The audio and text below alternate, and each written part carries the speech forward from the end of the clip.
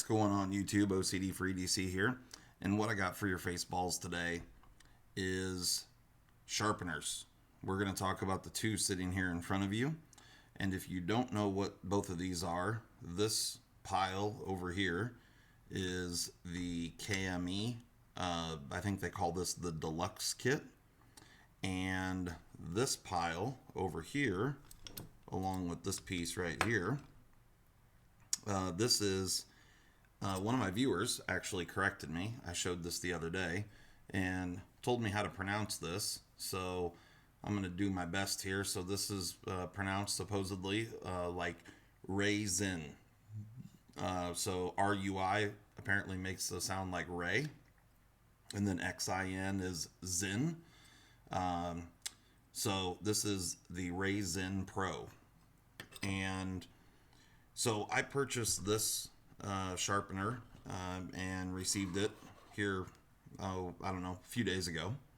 And this one here was loaned to me by one of my viewers who has loaned me several knives in the past to check out and whatnot. A really great guy. His name is David, and he goes by DLBY3 on Instagram. So check him out there and give him a follow. He constantly posts a bunch of pictures and stuff. Always has some really cool stuff. He's got some great knives, a lot of which you've seen on my channel. So anyway, he was kind enough to let me borrow the KME so I could try it out. I had actually never used one of these before. I had messed around with one very briefly, but I'd never actually used one to sharpen a knife start to finish. Along with this, I had never used this setup before. And for those that don't know, I generally do all of my sharpening freehand. But I wanted to mess around with these and check them out and see what are the pros and the cons and all of that. So right off the top, the one big glaring thing about these two, this kit right over here, as you see it with these 4 diamond stones, so it comes with this deluxe kit. These are all, for those that don't know, these are all diamond stones from KME. And you can see here you got 140 grit, and these are on steel plates, and then you've got diamond abrasive here. So you have 140 grit diamond hone, and then it comes with a 300 grit, a 600 grit, and a 1500 grit. You get the sharpening rod right here, and you get the main sharpening contraption, whatever you want to call this piece. And you also get a carrying case. Running out of room here under my camera, but carrying case like this right here, it's just a kind of a plastic hard shell case. That kit right there goes for $224 with the base. And so we'll talk about that whole setup here in a few minutes. This kit over here comes with everything you see laying here, along with some other little bits and pieces, and does not come with the hard carrying case. It comes with this kind of nylon bag. It's a zipper bag, and I bought this whole setup over here with the stones. Now these come with actual stones, not diamonds. So, you know, of course, these are always going to be cheaper, but you get the same sort of progression. You get a 120 instead of the 140 that comes with the KME. You get a 320 instead of the 300. Both kits have a 600 and both kits have a 1500. So very, very similar in their progression of stones. This setup over here is, I paid $27.99 for it. So essentially what you got over here cost $197 more than what you see over here. So I just want to make that really clear right off the bat. So that's really the big difference between these two. And the main reason I purchased this setup over here was really just to mess around with it and just to see if it's any good, you know, for 28 bucks. You know, is it shit or is it worth having, or, you know, and for $28 I was willing, you know, even if the thing was trash, whatever, it was worth playing around with and checking out. So I think, yeah, we'll start with the Ruixin sharpener real quick. So I'm just going to kind of move this stuff off to the side for a moment. So real quick, I did sharpen knives with both of these systems. Took them from what was their, well, I guess, yeah. I reprofiled both knives. So one was a factory edge, one wasn't. But doesn't really matter because I reprofiled both of them. Start to finish with, I use these stones with this one, and I use the KME stones with the KME. So the Ruixin, the way it works, you have this collar. This obviously clamps to the side of a table, which I really like that fact that it clamps to the side of a table. It just makes it, really stable and secure. And you've got this rod here that goes to this ball joint or heim joint, whatever you want to call it. And then of course you've got your actual stone holder here, which is spring loaded, and you've got a little, which I didn't even use this to tighten it down. Your stones sit up against these teeth right here. You can see there's kind of some notches right there. So you would take a stone and place it in here like so, and then pull this back, and then your spring tension holds it down. You can see you've got some movement right here, so you do have to make sure that the stone is sitting flat up against the aluminum. This is an aluminum bar right here. And then, this rod, you're going to stick through this hole right here, and then, adjust your angle for what you want, and then go ahead and sharpen your knife, right?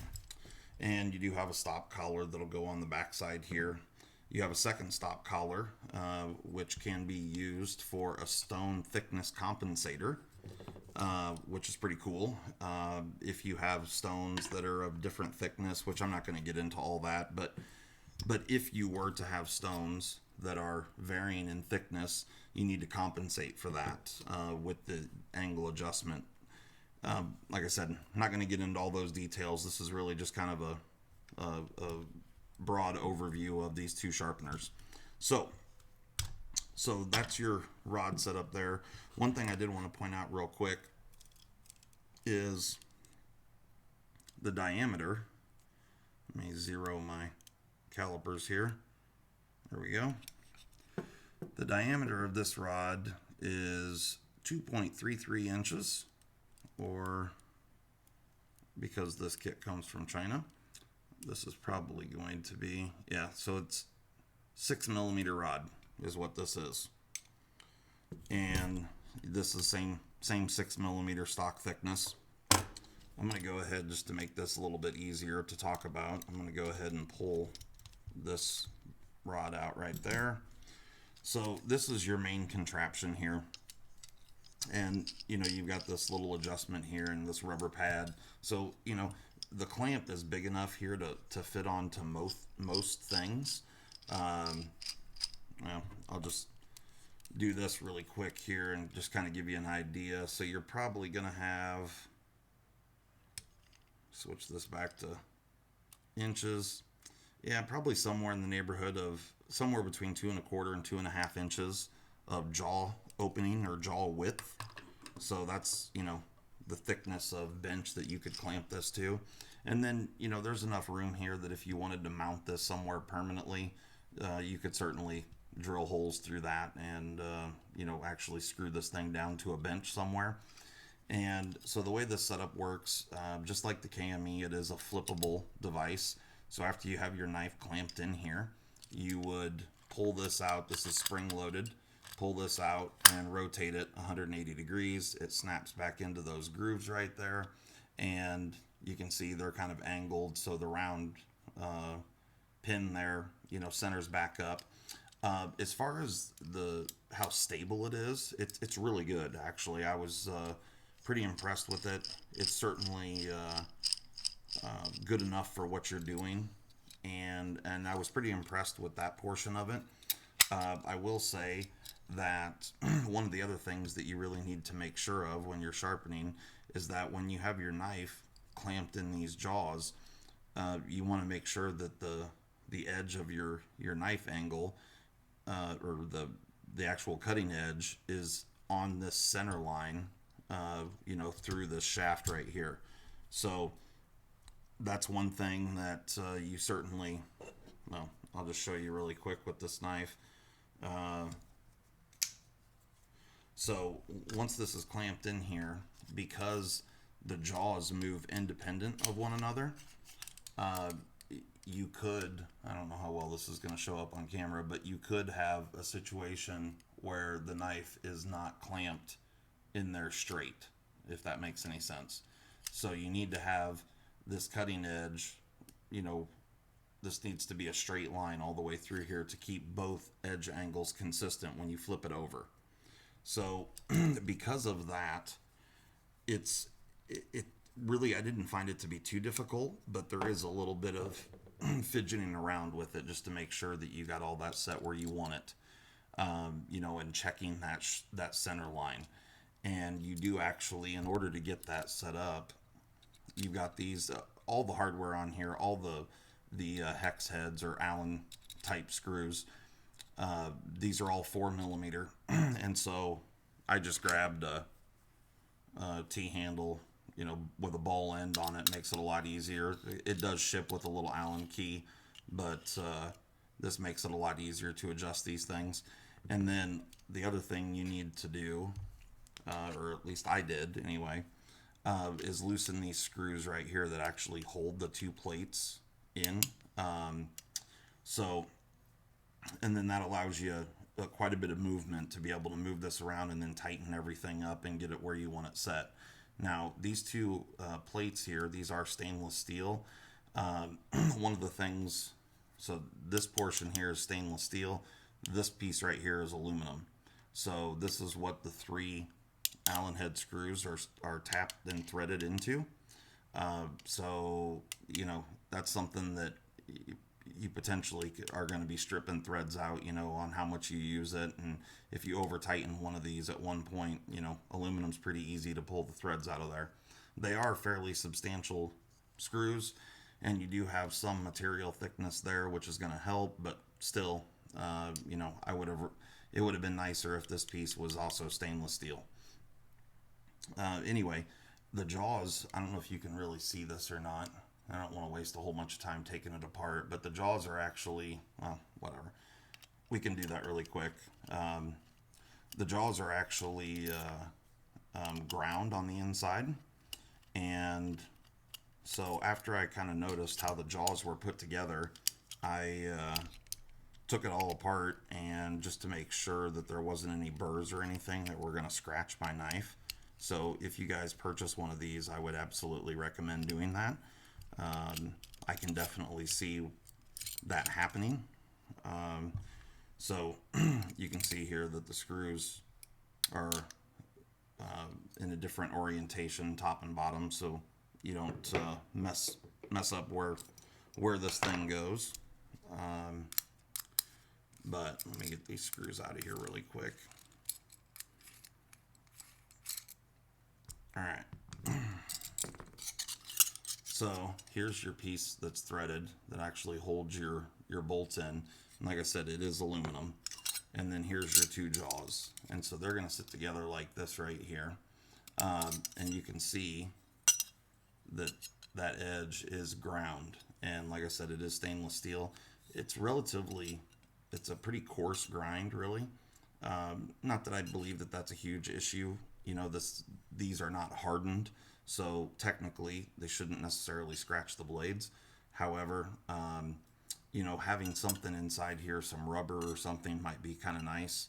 And I have no doubts that I'll be making some improvements to this little system here.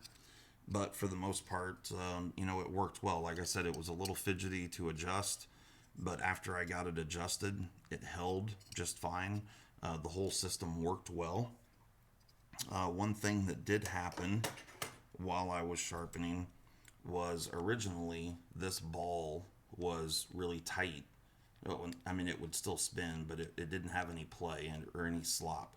Once I started using it, it now has a little bit of slop in there. It doesn't have a lot of slop in this direction, but it does have a little slop back and forth this way, which technically really shouldn't affect the angle, but I think I will probably pull these two halves apart and grind those down just a little bit so it's tighter around that ball. Yeah, so just after using them a little bit, there ended up being a little bit of play there. I don't think it's a big deal, really. Like I said, even with the play that's in there now, it doesn't necessarily affect the angle, which is the important part. Now, this setup right here, this handle seems to be way bigger than you need. So I will probably change this and maybe put just a little knob or something on here, just like a little round ball or something. A lot of the time I had it in this orientation here and just kind of held it like this. I didn't like having it out like so. I just felt like I was too far away from my work. So I liked having it up here, but then the thing about that is every time you go to change stones, you got to pull it up. Not a big deal, but I just think a little knob, would be a little nicer right out here. Either way, this does have a rubberized grip on it, which is pretty nice. It is relatively comfortable and easy to hold on to. You do have this little tapered section here, so that part's nice. The rod diameter is pretty substantial, and really all the hardware is pretty good, honestly. There's a few little things that I would probably do to help it out a little bit. This end down here, you're not necessarily ever going to change this, so I would probably, I can just show you really quick. I would probably drill a little divot in that aluminum just to make that set screw, because right now the set screw just clamps down right onto the aluminum. So I'd probably drill a little divot just to help hold that setup in there. But really, it held fine. None of the hardware came loose while I was using this. So honestly, I'm pretty pleased with it. For $28, it did well. So now that I got a huge mess on my table, a bunch of screws, we're just gonna do this for right now. All right, the stones that came with the Ruixin, they're nice. I like the length of them. They're about 6 inches long. They're a little over 3/4, or if I remember right, I think they're about 3/4 of an inch wide. Yeah, a little over 3/4 wide, 8/10 of an inch, and then I think they're right at like 6 inches long. Yeah, 5.937. So just under 6 inches, just over 3/4 wide. Thickness on the stones, 200 thousandths, 2/10 of an inch. So the stones worked well. I checked them out for wear. They all wore extremely well. Really flat. I don't see any uneven wear on any of them. I did wash them afterwards, and I did use these wet. I soaked all 4 of them in a little bit of water first, and then just pulled them out as I needed them. So they were always sitting in a tub of water. Now, while I was using them, I didn't, I wasn't constantly putting water on them or anything. Because I did reprofile the blades, I did use the 120 quite a bit. And with the 120, I did wash it off multiple times throughout the reprofiling. And it didn't take, I would have liked to have had a more aggressive stone for reprofiling a blade, but just resharpening, this progression here is actually really good. I think it's totally good, and as long as you make sure and have the printed sides up and don't use that side to sharpen with, then the labels are going to stay there, and I think they should be good to go for quite some time. So I do think that it would be beneficial to have some more stones, but at least for right now, these 4 certainly get the job done. And just to show you, this is the knife that I've sharpened with the Ruixin. This is the Talisman, and this is in AUS 10. And like I said, it came up really well. The finish on the blade is good, and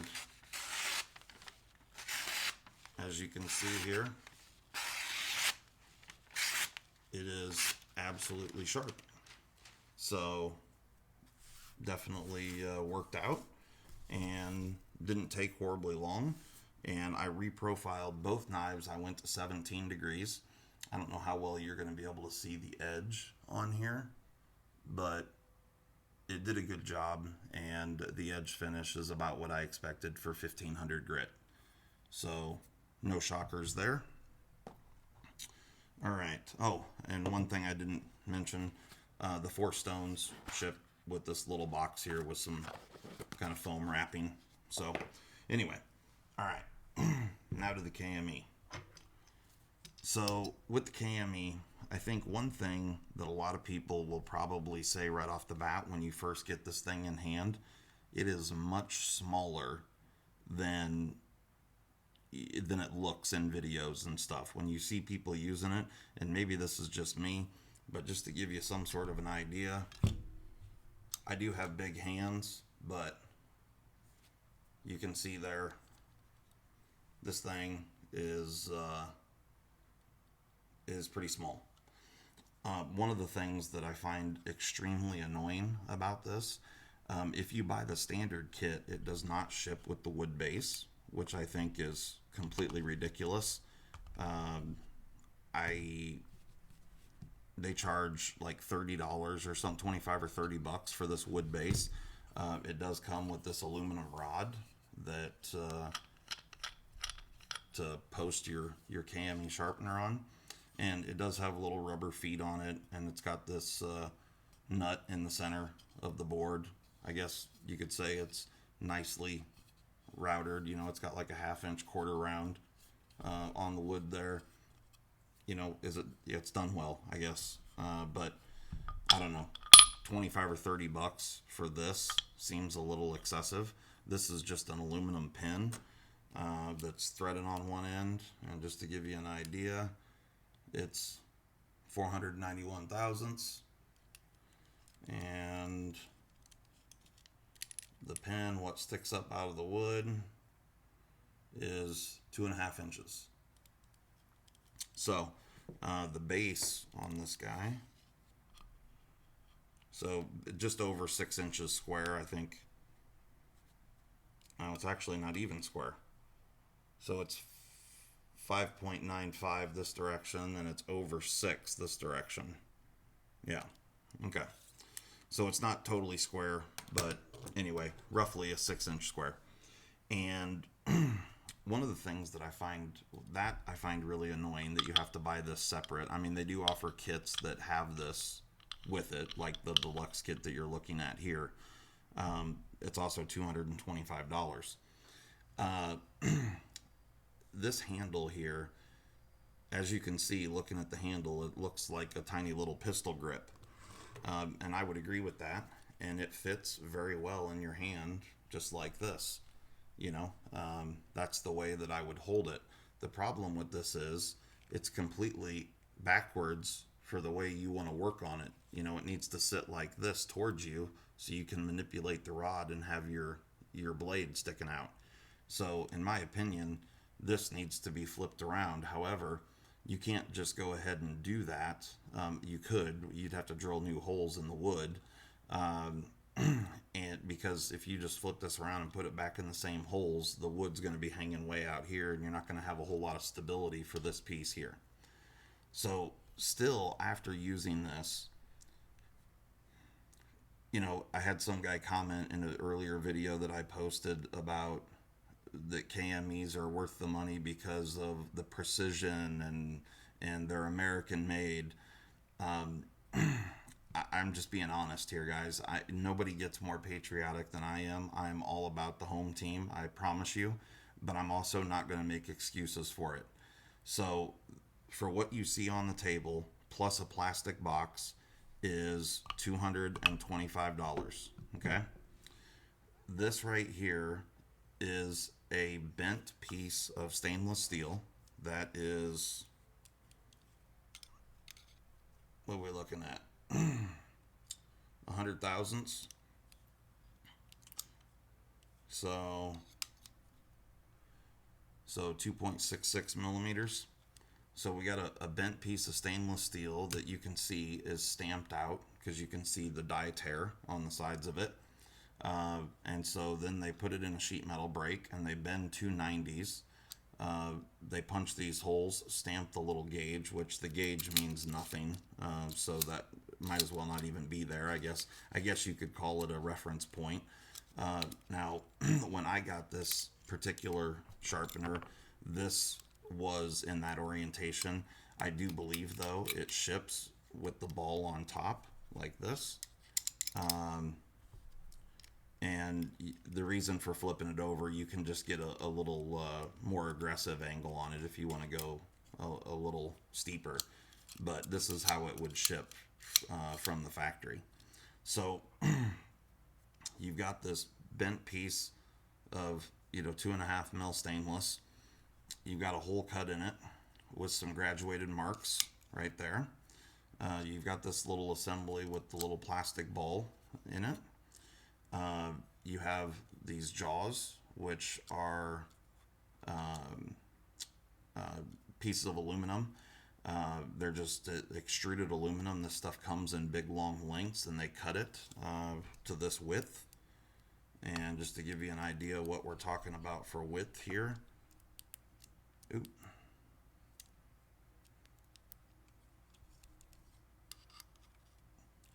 So we're 1.25 inches wide. And so you've got this extruded aluminum. You have another piece of stamped stainless here with a couple of bends on it. And then inside there, this big long bolt here, it's kind of hard to see probably, but inside there is a carriage bolt. And you have this spring back here. You can adjust the spring tension right here. And then this nut right here pushes against, there's a shaft collar right here that tightens up against the back side of this stainless steel plate. And effectively what that's doing is pulling the head of the carriage bolt this direction, which is tightening the clamps out here at the tip. So if you see these angles here, that carriage bolt is sticking through the center and it's pulling that direction, which is trying to close these clamps out here. You do have a little bit of rubber in there, which is a positive. That's really nice. I like the rubber in there. So if I release some of the spring tension and push this up, you can see the jaws and you can see the carriage bolt inside there. The carriage bolt, they've ground the sides off to make them flat on two sides, but you can actually lift these jaws out just like this. You can see the rubber that is on there. And so, when you see this thing, I've worked with metal and fabrication pretty much my entire life. When I see this, I don't see $225. That's my biggest problem with this. Yeah, I just don't. So anyway, with that all being said, it does work fine. I did get good results with it. It's not difficult to figure out how to use it or any of that sort of thing. Like I said, I do believe this handle is really goofy. Like I said, it's really comfortable in this orientation. It's just backwards.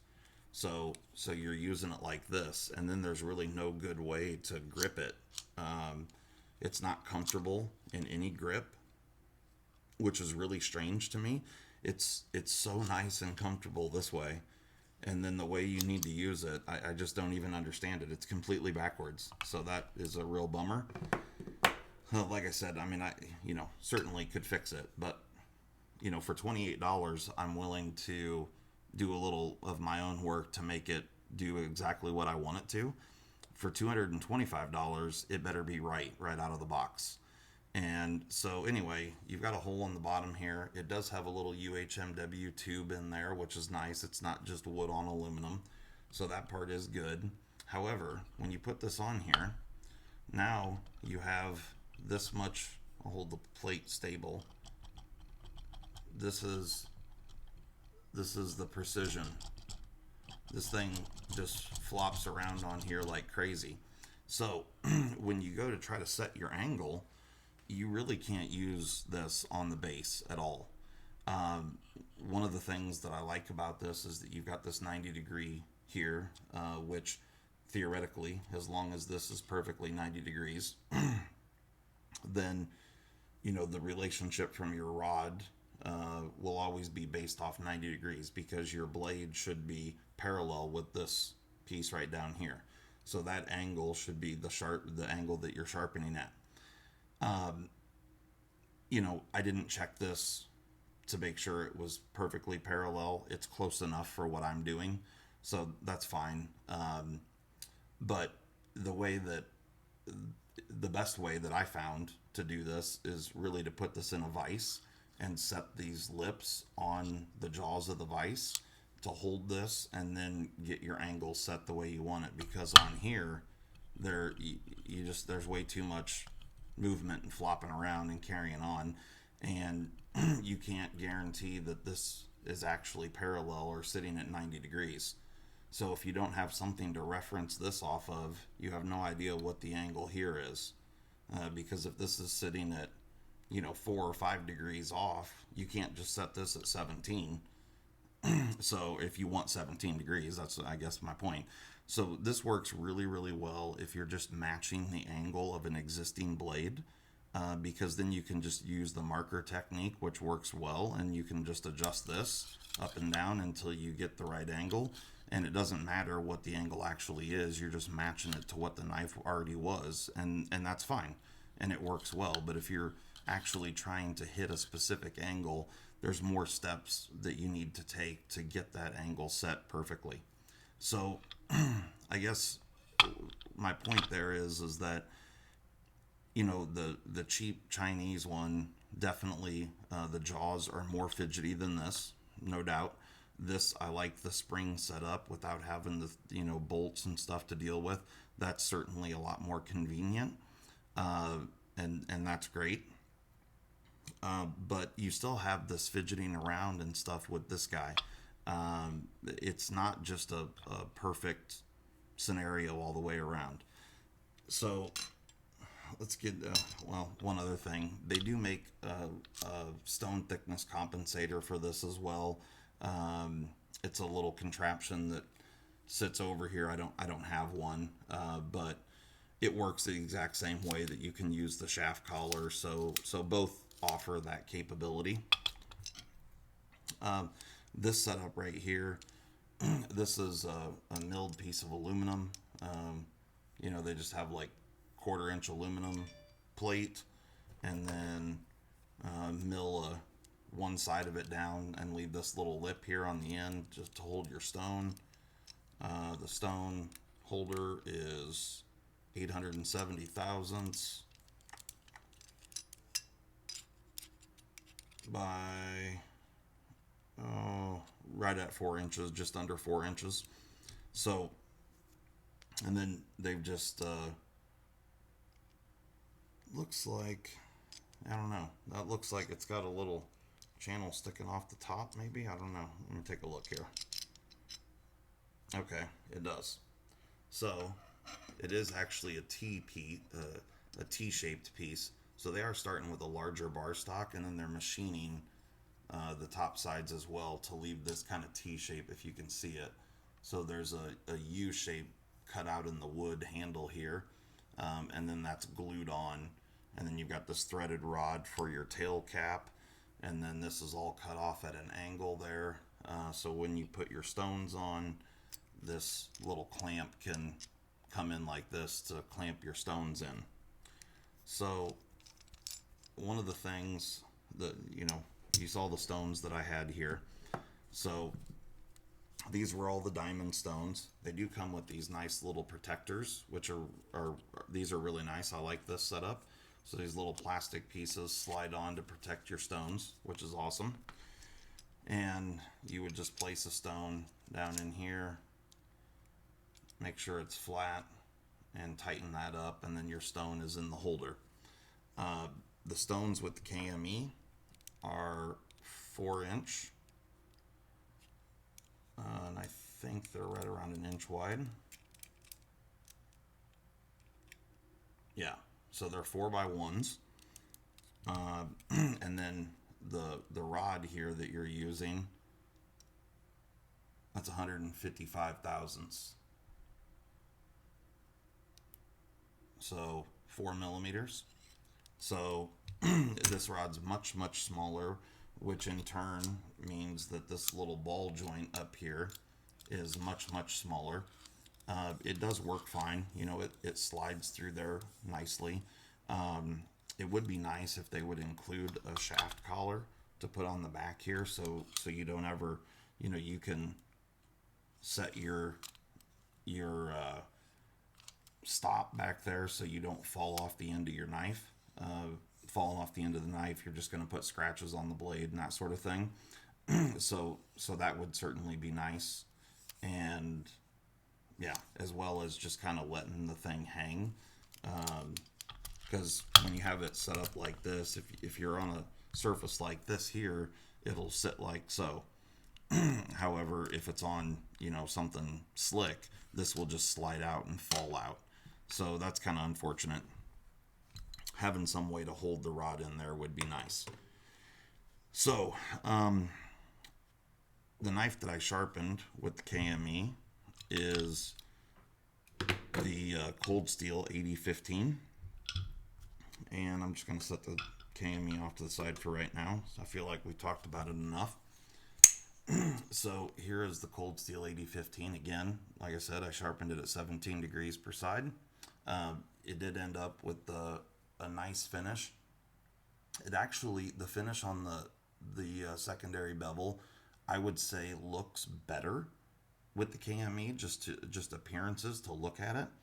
But I also think that might just be a function of the diamond stones versus the regular stones. I'm not 100% sure. I thought about trying the diamond stones in the other one, but I really wanted to try the extra length, or, you know, the 6-inch length of the stones, which I do like the added length of the stones. I like taking longer strokes. That's just more comfortable for me, and to me makes more sense. One of the things about the Ruixin sharpener is that the pivot point where your ball sits is further back from your knife, so effectively you can do a longer blade without changing your angle when you go side to side. You know, with the KME, you have just a couple of inches here from this pivot point to your edge angle, so you know you may have 3 or 4 inches there. But the closer this pivot point is to the blade, the more that the length of the blade will throw off the angle. So, and I might be able to show this. I don't know if this will really show up in the camera or not, but so, you know, if I'm sharpening straight right here, then my angle is one thing. But as I start to get out here, in order to keep that angle consistent, I need to come back this direction. And you can't do that, you know, I mean, depending on your blade. Now, in some cases you can, but in other cases you cannot. So in order to keep that angle consistent, you need to either move the blade, so sharpen one portion of it, and then slide the blade over and sharpen another portion of it. The further this pivot point is back away from your work, the better off you're going to be. And the KME is just very small and compact in that regard. Now, the other way to look at that, I guess, is that's a positive thing. If all you're ever doing are small pocket knives, then this works just fine. You know, as long as you're like 4-inch blades and under, not going to be an issue.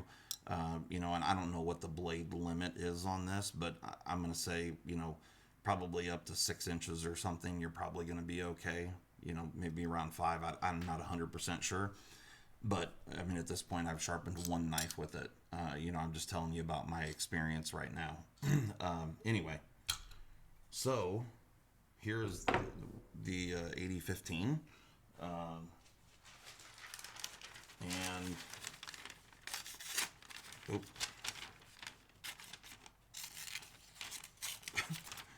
kidding me?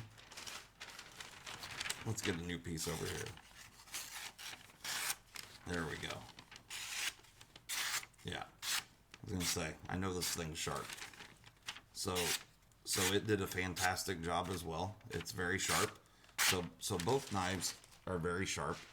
Now, one thing that we're going to do here that I have not done yet, which I'm really interested to do. Some of you may already know what I'm about to say, because you maybe watched some of my other videos. But both of these were finished. They were run through the progression from 140 up to 1500. But we're about to find out if there is any difference in the sharpness of these stones, or these blades, I mean. So I have not done this yet, and we're just gonna see what we got. So the only thing I've done with these is I know both of them shave arm hair, and both of them cut newspaper very well. So I don't know if you can see that or not. Let me move these stones real quick. Actually, I'm actually going to, for the first time ever, remove this. Hopefully you guys can see the numbers there. Let me get this centered back up. Okay. 0. All right, let's see what we got. So I'm just going to go somewhere in the middle of the blade. Actually, what I'll do is to make this fair for both, I'm going to set this little stand, put the edge of it right around the edge of that outer circle, and I'm going to put the end of the blade right to the end of the little blade holder thing. I'm just going to hold my finger right there at the end. All right, here we go.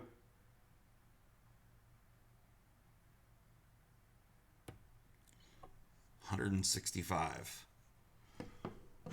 So 165 grams. For those that don't know, really anything under 200 is really damn sharp. So that's a pretty good result there for sure. And definitely it's a sharp knife. I think if I remember correctly, the Sharpness Tester people say that I think utility blades, like razor blades for utility knives, I think they're 200 or 220, something like that. Definitely higher than that. So by this scale here, and actually, I don't know if you guys can see it or not, 165 grams is what that was. So that's the KME. And we're going to check out the Ruixin PRO. So we're back to 0 again. I'm going to set this knife in. Let me straighten that out a bit. There we go.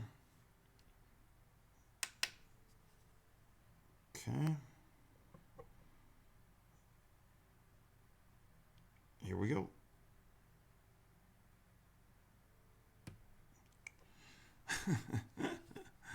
All right. So we've got a 20 gram difference. So hopefully you guys can see that. So the Ruixin PRO is 185. Now I'll be the very first one to say that just my human error could be the difference between those two. They're obviously very close in sharpness, and both did extremely well. The other thing I did not mention is I stropped both of these on this strop right here. It's just got the green paste on it. It's like a 8-inch, 2-inch wide strop. Both of these knives got 10 passes per side, and that was it. So I'm pretty happy with both systems. Both kind of have their quirks and issues, I would say. If you're looking for something that's very portable and you don't have to clamp it to a table, You know, the KME's good. I just think that it's horribly overpriced for what you're getting. Now, with that being said, if you're fine with the price on it, and it's worth $225 to you, by all means, I think it's a good product, and they certainly have got a whole host of lapping films and all kinds of stuff to do, you know, mirror polished edges and all those sorts of things, which is cool for sure. You know, definitely, it definitely sharpens a knife, no doubt about it. And I just look at this and I just don't see $225. That's my whole deal. So, anyway, guys, and then on the other side, I guess I should say,